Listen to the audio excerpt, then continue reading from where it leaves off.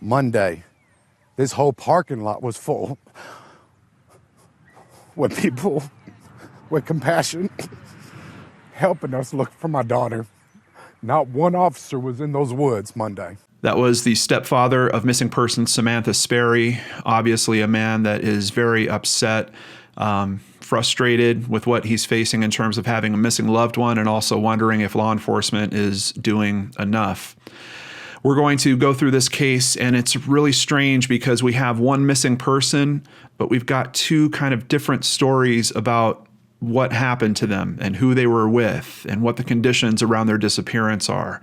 Can we make some sense of this? Is one of the stories more accurate than the other, or is it more of a combination of both of them?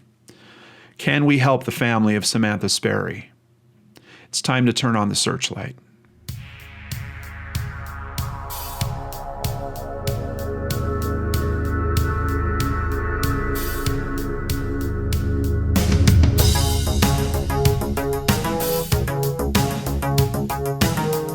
John Lorden here. Thank you so much for joining me on another episode of Brainscratch Searchlight. This is the person that we're talking about today, Samantha Sperry. She went missing at the age of 25. She's a mother of two. She was also married, but I believe she was going through a separation and she was seeing someone else. That boyfriend kind of plays into the story here quite a bit, and so does his father. And I'm telling you guys, when I started looking at this case, I had no idea what was going on. Either NamUs was completely wrong or the media was completely wrong. But by the time we get to the end of it, we might figure out that they're both actually right. So let's go ahead and start with a news story first, and then we'll get to NamUs. We're starting over at WPSDLocal6.com, and I want to give them a big thank you because they're by far the primary source of news on this case. This is from March 30th, 2018. Man, woman reported missing after abandoned vehicle found in Graves County. Deputies are searching for 25-year-old Samantha Sperry of Murray and 30-year-old Ren Hendrickson of Simpsonia.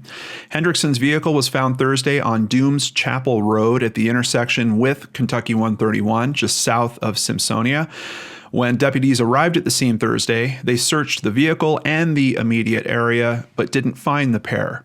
The sheriff's department says Hendrickson is believed to be suicidal and armed with a weapon. So obviously, very terrifying situation that we have going right into this. Here's a photo of Ren, and here is a photo of Samantha. Samantha would continue to be missing. Ren would actually be found. We're going to get into the details there. But now that we've heard one of the earliest news reports about what was going on in this case, let's jump over to NamUs and see what they have actually listed for the case details on this.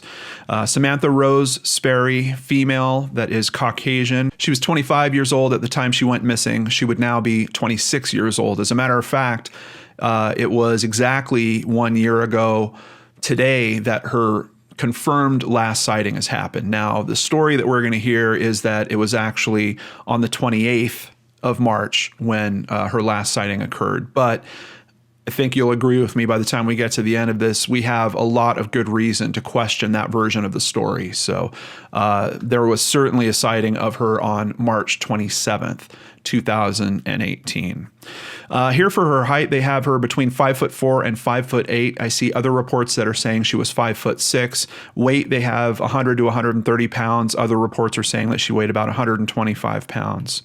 Date of last contact, here they do have it listed as March 28th, 2018. Samantha, 25, was reportedly last seen in Graves County, Kentucky on the morning of Wednesday, March 28th, 2018.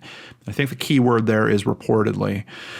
Samantha Sperry and her boyfriend had a verbal altercation. Sperry got on a four-wheeler with her boyfriend's father, and they got stuck. The father advised they got lost in the woods, where they stayed all night and began to walk out the next morning.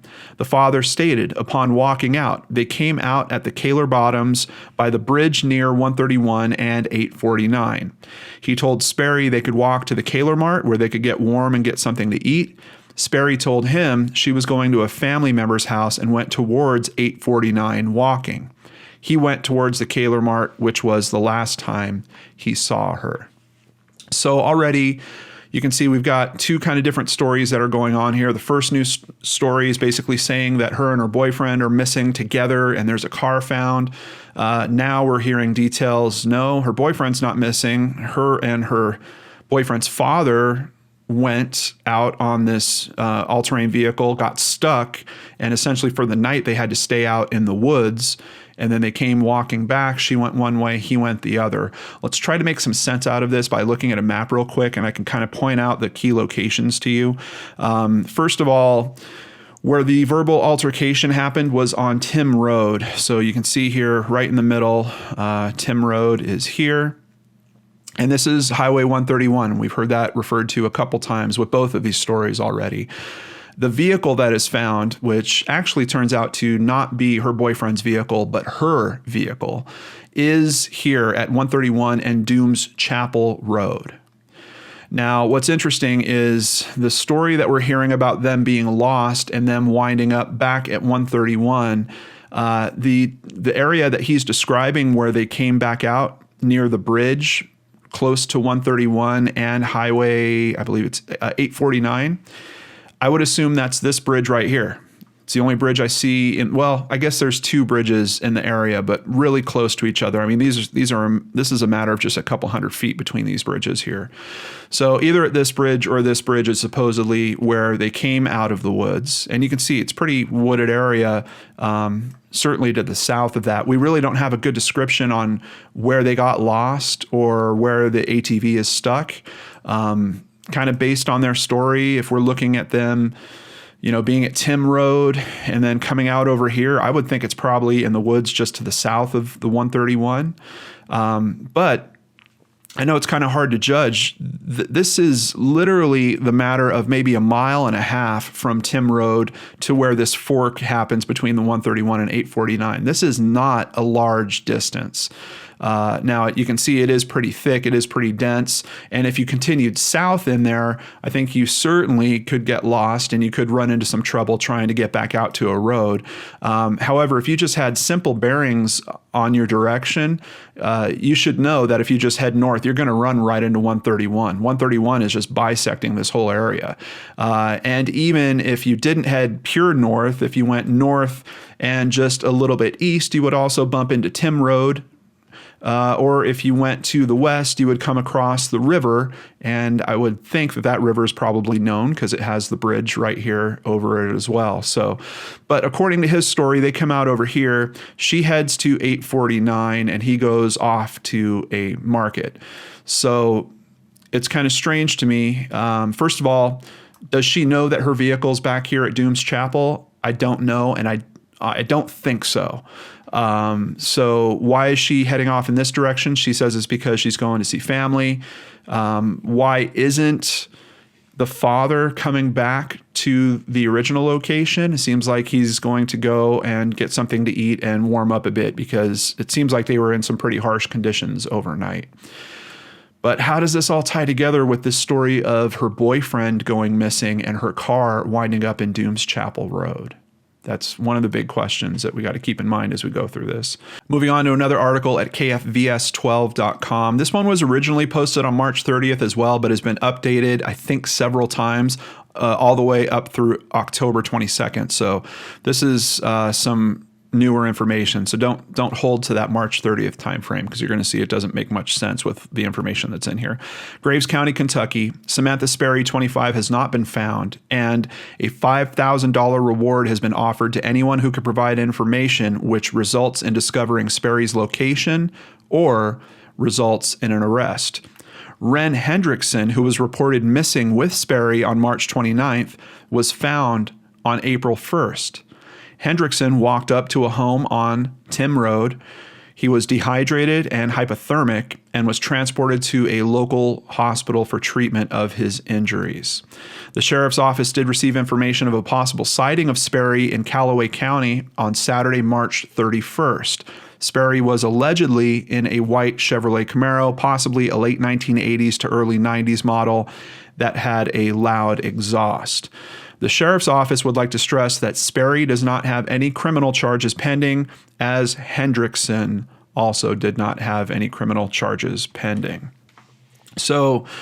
First of all, this sighting, I don't know if this sighting's accurate or not. We're going to get some information directly from law enforcement about a possible sighting. I don't know if it's the same one. I don't think it is, because the date on this one doesn't match up. But we have really strange circumstances here in that her boyfriend pops back up, 5 days later? So what happened in that time period? What is going on with this? And how is his father wrapped up in this? Continuing with more coverage from local channel 6, family, friends continue search. This is from April 2nd, 2018. Investigators found an abandoned car at the intersection of Kentucky 131 and Dooms Chapel Road, south of Simpsonia. Friends and family members stood alongside Tony Artis, Sperry's stepfather, as they mapped out a strategy for the best ways to search for Sperry. Graves County Sheriff Dwayne Redmond tells us deputies searched Friday. Conditions were so muddy, they got 2 ATVs stuck. Amanda Stevens, Sperry's aunt, hopes to see Samantha again, but she says she also has her doubts. She describes her niece as stubborn as can be, strong-willed, a little sassy, and fun to be around. Artis says he is overwhelmed by the more than 30 people who showed up to search for his stepdaughter. That's the power of respect. You respect one another. You treat one another right. We come together like this, just like if it was one of your kids, I'd be there, he says. And I certainly believe him. Continuing a week later, candlelight prayer for missing mom Samantha Sperry. On Sunday, friends and family gathered near the spot where Sperry's car was found abandoned. More than 100 people stood together, holding candles and praying for her safe return. So it's really obvious that at least the belief of not just the local media, but the public at this point, is that where her car was found is where she was last seen. But we know from the NamUs information that that isn't necessarily the case, or we have to believe the NamUs information is incorrect. Please keep in mind the NamUs information has probably been updated several times, and that profile, I think, was made a few months after her actual disappearance. So the information in the NamUs profile, I think we can lean on a little more, but I don't think we can discount everything that's going on with the media's perspective, because there is another story that's going on here. Basically, what I believe is at some point, we actually had 3 people missing. We had Samantha missing with Ren's father. We know that they were stuck out, well, at least according to Ren's father, they were stuck out in the woods for a night. And then we have Ren go missing for multiple days. Can we make all this fit together? Can we come to some better understanding? Let's continue here. We have the community keep pulling together. Here's another article. Trained volunteers continue search for local mom Samantha Sperry. Sunday marks day 18 since Sperry went missing. Sandra Green, chief of the Four Rivers Canine Search, Rescue, and Recovery Team, a local nonprofit volunteer-based organization, says she was so proud at the turnout of people there to help our community. Sperry's mother, Tina Artis, says the waiting doesn't get any easier. These volunteers, they're strangers. They don't know my daughter, and they have come out numerous days to help find her, and there's just not a way to express our gratitude, she said. The end result is looking grim to Sperry's family. Artis made a passionate plea on camera. If you know where Samantha is, if you know what has happened to her, you know you have to do the right thing. We just beg you to do the right thing so we can have our closure and we can know if it was foul play, so that we can make sure if there was anyone responsible that they are held accountable. So it's a little heartbreaking because we have this, I mean, that's just within a matter of a few weeks after her disappearance, and the family is very concerned. They're already thinking that they're looking at the worst possible outcome when it comes to this case. Here we are a year later, and I don't know if we really have any other indicators for a more hopeful outcome, but we certainly have a family that deserves the answers. And if you might have some information about this case, I've got contact information in the description box below that you can use. Please pass that information forward, and let's see if we can help them find those answers. Continuing at crimeonline.com, when I first read this, I thought, oh no, now I'm getting a third version of the story. So buckle up. We'll try to make sense out of all this. Desperate search continues for missing mom who mysteriously disappeared while riding an ATV with 2 male friends. And this is from April 18th, 2018. A heartbroken Murray, Kentucky family remains hopeful that answers are still forthcoming in the disappearance of their loved one, a young daughter, wife, and mother. Graves County Sheriff Dwayne Redman told the news network that his associates have spoken with Hendrickson regarding Sperry's whereabouts, but he has not provided information. Sperry, Hendrickson, and an unnamed male friend were riding an ATV in Kaler Bottoms, a wildlife management area, before it got stuck. Redmond said the unnamed friend told investigators that he left Kaler Bottoms with Sperry and came out near Highway 131. Sperry planned to walk to a relative's house, but she never made it. Now, from what I can tell, I think they were having the same trouble with the story that I was, and they have kind of mashed together the story into this version. From what I'm seeing from official statements from law enforcement, this is not the case at all. It was strictly Samantha out there with her boyfriend's father. It wasn't 3 people. It was only 2 people that were supposedly on that trip. So let's try to keep that clear as we go forward here. Over to WKMS.org. And just a little update, but I think it's really important that they're putting this type of update out there and how it's worded. The Graves County Sheriff's Office clarified in a release that Sperry left with a male subject on the evening of March 27th. He said he saw her on the morning of March 28th when they walked out of the Kaler Bottoms area. Police say others say they last saw her on the 27th. I think the fact that the sheriff's office put this out to media in this way is starting to try to show that they're making a clarification or a distinction between, we know that we have one witness that says he saw her on the morning of the 28th when they walked out of the woods together. But according to their other information, they can only get positive confirmation of her being seen as far as the 27th. And they might have really good reason for making that clarification that we're going to touch on by the end of this video. Back to more coverage from local Channel 6. Investigators told Local 6 new details about what may have led up to her disappearance. The last people who saw the 25-year-old mother of 2 alive were her boyfriend, Ren Hendrickson, and his father, Dusty Holder. Ramage, who is the chief deputy, Devont Ramage, said Hendrickson and Sperry had driven to the home of Hendrickson's uncle on Tuesday, March 27th in the Kaler area. I believe that might be the Tim Street. That might be, or Tim Road. That might be where the uncle lives. But I've also seen some other things to say that it's possible that Ren's father also lives at that location, that it might be a piece of land that actually has multiple homes on it. Holder, who has an apartment on the property, then went 4-wheeling with Sperry in the woods, according to accounts from both Hendrickson and Holder. Meanwhile, Hendrickson told investigators he returned to Murray to spend the night at Sperry's home. Holder told deputies that while he and Sperry were 4-wheeling in the woods, their vehicle became stuck in a swampy area, so the two spent the night in the wilderness. They left the 4-wheeler running because the heat from the engine, it was raining that night, and the heat from the engine, they built a little shelter kind of over that, try to stay warm, put a coat over it, capture that heat, said Ramage.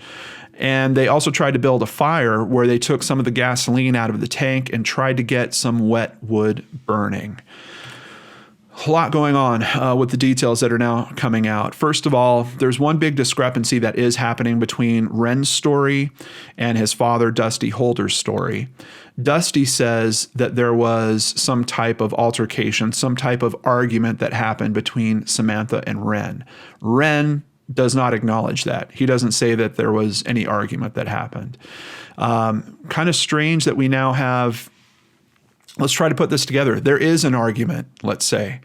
Ren decides he's going to leave. Leaves in her car, little strange. To go back to her home, I don't know the living conditions here. I don't know if he has a separate place. Are they living together at this point? We don't know, but I'm just trying to point out the things that are kind of sticking out to me.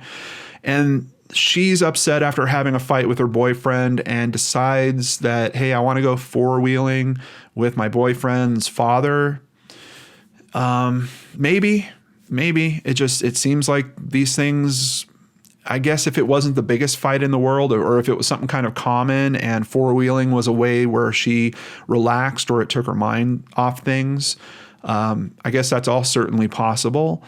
But keep in mind, this is also modern times and we've got cell phones. I would like to think that they probably have at least some type of cell phone coverage. I don't know how far out in the woods they were. We know from information I've seen that Dusty actually had at least 2 cell phones on him. Samantha also did have a cell phone. So if you're stuck out in the middle of the woods somewhere, you're not going to call back and just let your family know, or try to call someone to get some help of some kind. A lot of questions coming up for me as we start getting into the actual details here. But one good thing, we do have Dusty giving an account that could be supported if someone could go out there and find the ATV, the four-wheeler, and maybe see if what he's saying is true. Is it stuck? Is it out of gas? Does it look like they made some type of makeshift heater to try to keep themselves warm? Did they actually try to build that fire? So certainly some things that investigators can lean on in terms of seeing if Dusty's telling the truth. Ramage said both Holder and Hendrickson passed polygraph tests.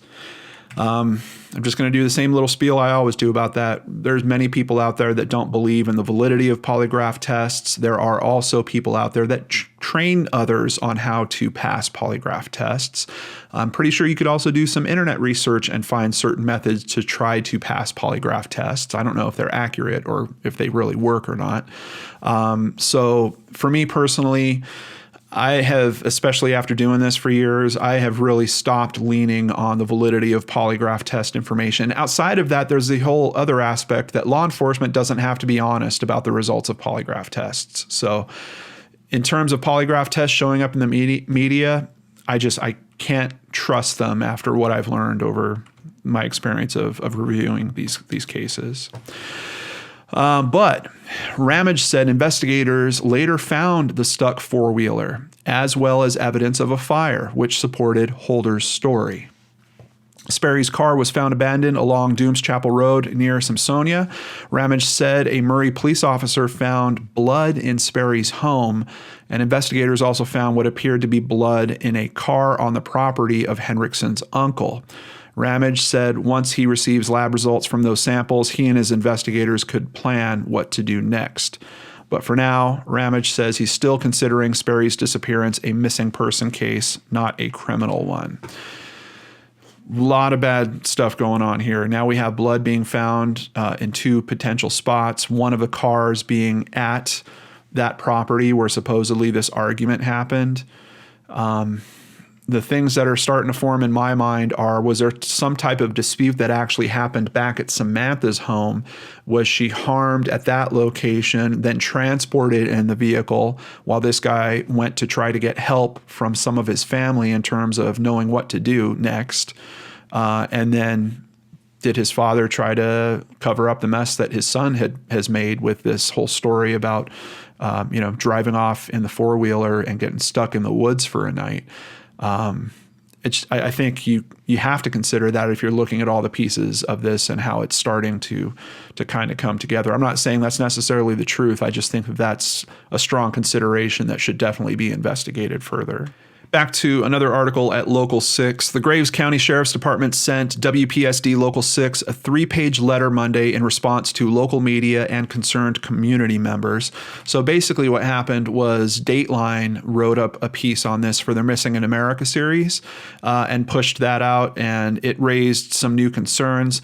I have those concerns kind of in this document, so that's why I'm not reviewing that separately. We're going to basically touch on them as we're going through this document. But on top of that, you also had, like the video that we saw at the start of this episode, you had people that were wondering, was law enforcement really doing everything they could to help with this case? And then you have a very big twist with one law enforcement person in particular, which we'll touch on after this. But let's take a look at the details of this 3-page letter and see what we can learn about the investigation and maybe some of our suspicions about what's really going on with this case. In response to a request from the media and many concerns from community members regarding the Samantha Sperry missing persons case, the Graves County Sheriff's Office has prepared the following statement. The sheriff's office received a complaint of Ren Hendrickson disappearing into the woods off Dooms Chapel Road on March 28, 2018. When our deputies responded, they learned that Hendrickson had contacted his mother via FaceTime and stated that he had taken several pills and was going into the woods to die. The sheriff's office has had past interactions with Hendrickson when he was violent and armed. Hendrickson is well known to local law enforcement and is considered an officer safety risk. As Emergency Management Director, Chief Deputy Devont Ramage made the decision that night not to go into the woods to look for Hendrickson due to officer safety and the safety of other individuals who would be assisting in a search. We would have had to ask volunteer fire departments to come look for Hendrickson as well. Again, knowing he has a violent past, we couldn't put unarmed civilians in the woods at night. At this point, Samantha had not yet been reported missing. It was not until Thursday, March 29th, 2018, that Mr. and Mrs. Artis reported her missing. So now we're finally getting to put some of these story pieces in order. First of all, Samantha is not the first person to be identified missing. Her boyfriend is. So now it's kind of making sense why the news media is thinking that they were missing together, essentially at the same time. But on top of that, it sounds like Hendrickson, not the best type of guy, has a history with law enforcement to the point where they actually consider him a safety risk whenever officers have to engage with him. Does that mean that he could have been a risk to her as well? So now another focus on this letter is for them to try to point out all the times that they went out searching and all the steps that they took. They're basically trying to show that this was an ongoing investigation from the point in time where they were notified that Samantha was actually missing. Even that last paragraph, they kind of had this contingency about, well, we didn't go looking for Hendrickson that night because we thought he was a threat to anyone that was going to go looking for him. I leave it up to you if you guys think that's a valid response or not. I think when someone's a threat to themselves, that it's kind of law enforcement's job to try to help them with that. But, or at least in several other cases, that seems to be the position they usually take. So they do mention that on March 30th, they did their first search for Samantha, and that they're basically confirming the information that Dusty is giving them about the four-wheeler getting stuck in the woods and the fact that they left the next morning. But here's something really interesting. Chief Ramage asked an unnamed individual to conduct a search independent of Sheriff's Office. This individual has extensive knowledge of the area due to him being raised nearby and hunting there throughout his life. Chief Ramage had explained to him what deputies were looking for. While the deputies and Holder were searching for the four-wheeler Holder said had been left in the woods, the other unnamed party located said four-wheeler.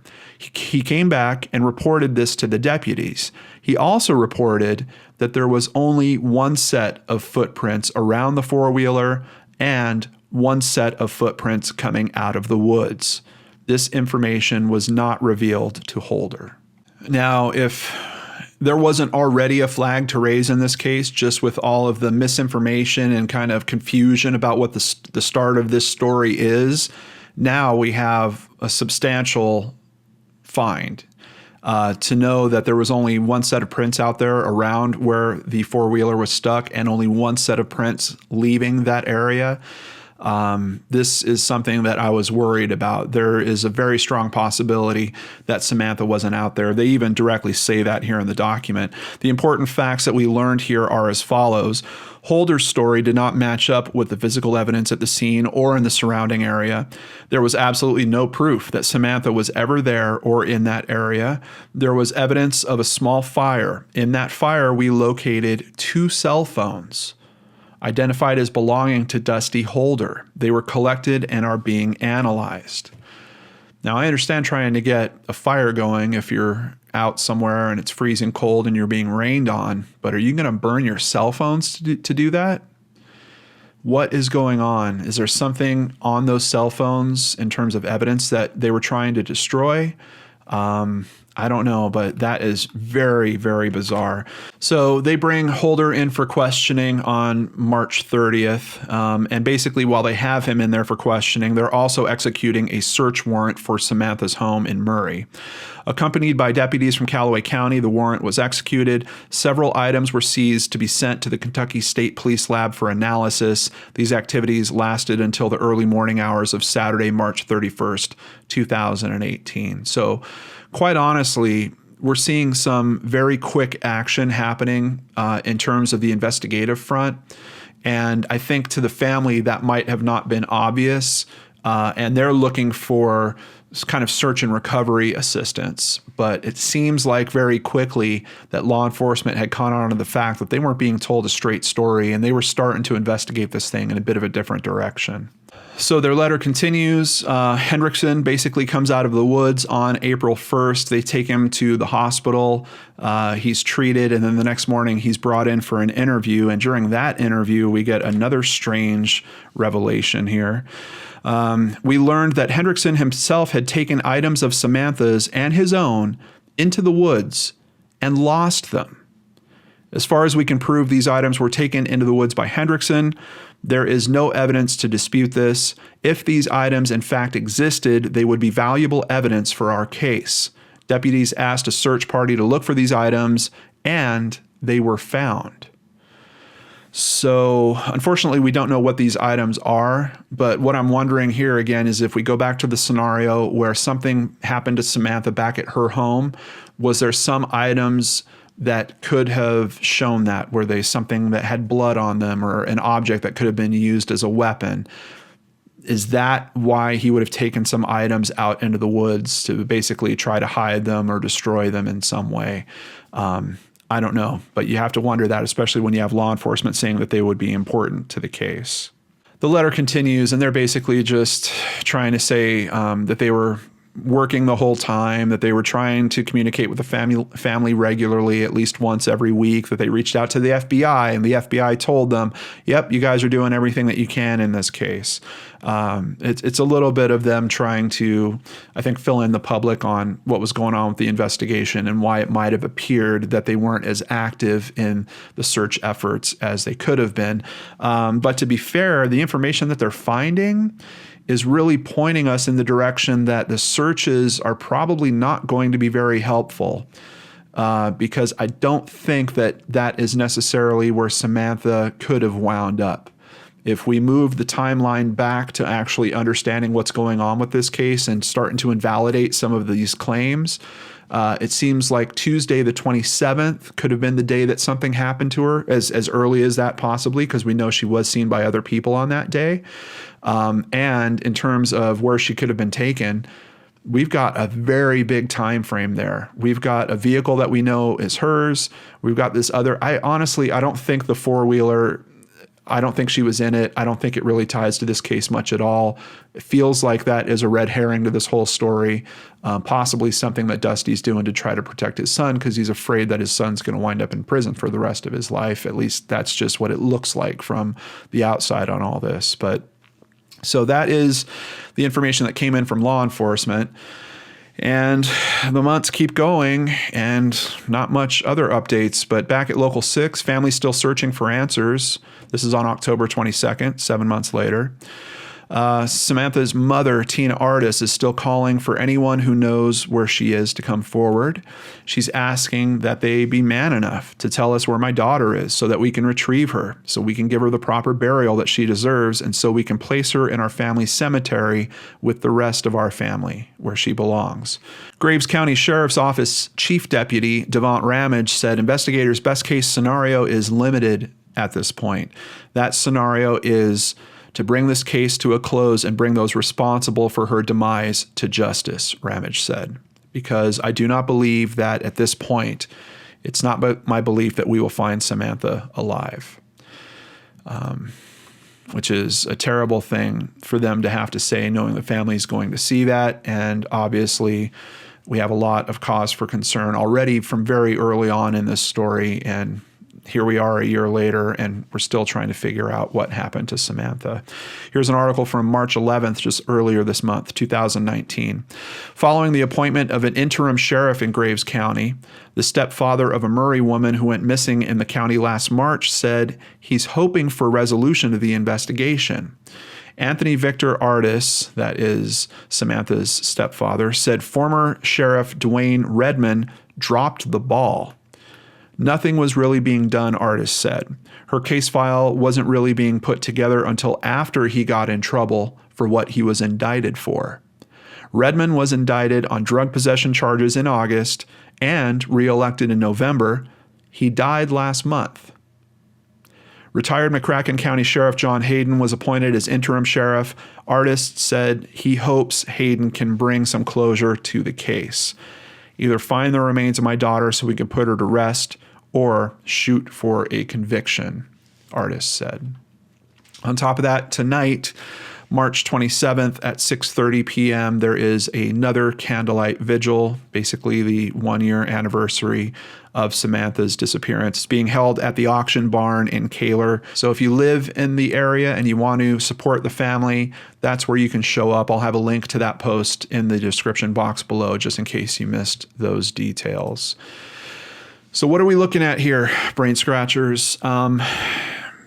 I think the best case scenario would be to think that Samantha ran away, that she found herself in a terrible position. She's going through a divorce and she decided to go reboot her life somewhere else. Is it likely? I don't know. It doesn't really seem like it. She's leaving 2 kids behind. She's leaving all her family and friends behind. It seems like there's something really bad that has happened in this situation. Is it a natural accident of some kind? Doesn't seem like it, especially if we can't buy this story about being stuck in the woods overnight and then walking separate ways. Even if we could buy that story, them making it back to the highway and then walking separate ways, the risk factor at that point is way lower than if they were still stuck out in the middle of the woods and she decided to go south and he decided to go north. And that's not the story that Dusty left us either. So, it really does seem like some harm was brought to Samantha, and I'm really hopeful that someone out there has the information. Maybe someone has spoke about this. Maybe they saw something weird and that information just has not been sent in. Maybe if you've called in a tip before and you feel like law enforcement hasn't responded to it, sounds like now would be the perfect time to call it in again, because we've got new eyes and new ears on this. So please use that contact information in the description box below. And if you have friends that live in the Kentucky area, please share this video with them so we can raise exposure to Samantha's case and hopefully bring this family some answers. You know, I'm always looking for the bright spots in these cases, so I looked up a little more information on Four Rivers Canine Search, Rescue, and Recovery. I've got their website in the links down below as well. They are a nonprofit 501c, so if you feel urged to, please consider donating to them. Obviously, they are very concerned and they try to help their local community members, and we need to help people that are trying to help others sometimes. On behalf of myself and my supporters through PayPal and Patreon, we have already, just earlier today, made a donation to Four Rivers Canine, and we made it in honor of their work on the Samantha Sperry case. So thank you to all you amazing supporters out there that help me do things like that. And let's say we've got some new Patreon supporters that I want to acknowledge today. Patricia Kavanaugh, Glenn Barrows, William Koenig, Charles Bowles, Sarah, and Nowhere Man. Thank each and every one of you for supporting the channel and helping me do amazing things like we did with that donation today. I can't do it without your guys' support, so I truly, truly appreciate it. Take care, everyone. Have a wonderful day. I'll see you back here on Friday with a brand new episode of Brainscratch right here on the Lord and Arts channel.